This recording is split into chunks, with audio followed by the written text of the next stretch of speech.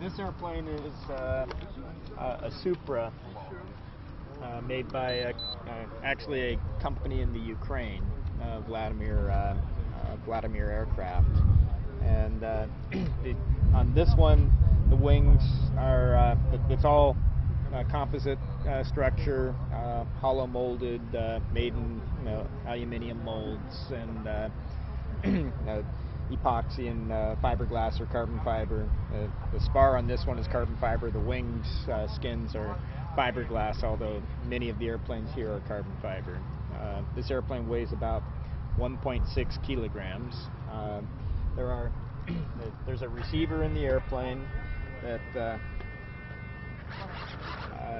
this transmitter, my primary flight controls, I fly with the roll stick over here, and there's a computer in the radio that translates from I want to turn to the 4 wing surfaces move in varying degrees to provide roll action for the airplane, and I also have the rudder to move at the same time to make the airplane respond more purely in roll. Similarly, the radio has, this is for pitch commands, which moves the horizontal tail and back, and at the same time I have the wing trailing edge to move it.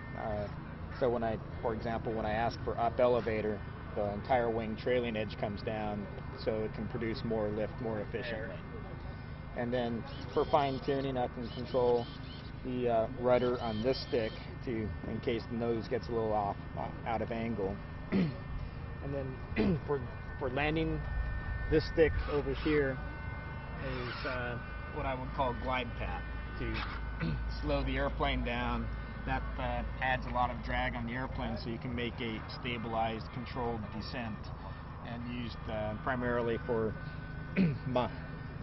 adjusting your airspeed and energy to be able to make a precise landing at the end of the flight. And then there's a few other things in detail for the airplane, like the launch setup is put on a single switch, and the full trailing edge goes to a set position to maximize the amount of lift when we're doing the launch phase, when it's getting kited up by the line. And when you come off the line, flip that off, and now you're in the cruise phase of the airplane. And also similarly, I have a few different cruise settings for minor adjustments on the trailing edge to optimize the airfoil shape for the various speeds that I want to fly at. We can put ballast into the airplane. Since we don't have a motor to drag the airplane around the sky, it's just a glider. If it is quite windy, we need to be able to have enough weight to penetrate upwind to make it back after we have thermaled up to altitude. So we will put weight or ballast in the airplane to make it glide faster. If the conditions are good, you can just stay up until you get bored or run out of batteries. For conditions like today, you could probably stay up nearly unlimited time once you got your first thermal and got some reasonable altitude.